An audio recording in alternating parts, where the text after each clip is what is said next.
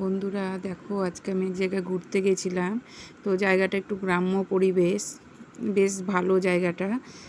আমাদের তো শহরের দিকে, তো একটু গ্রামের মতো জায়গা হলে আমাদের বেশ ভালোই লাগে। তো সেখানে গিয়েছিলাম একটা দরকারে।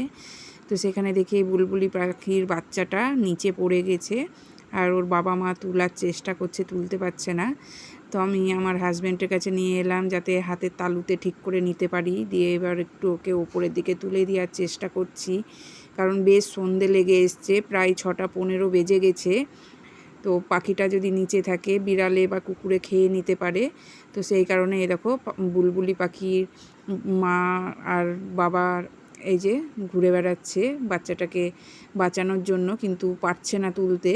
তো ওকে টালিতে আমি দেওয়ার চেষ্টা করছি।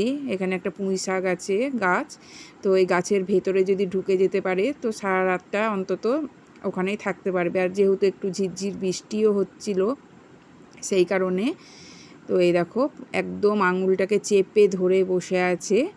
তো আমি নামাতে পারছি না, চেষ্টা করছি। তো এই যে ওর বাবা মাটা এদিকে ওদিকে ঘুরে বেড়াচ্ছে যাতে বাচ্চাটাকে বাঁচাতে পারে। তো এই দেখো আমি নামিয়ে দেওয়ার চেষ্টা করছি টালিটার ওপরে। আর এই যে চারি সাইডে ঘুরছে বাচ্চাটাকে নেওয়ার জন্য।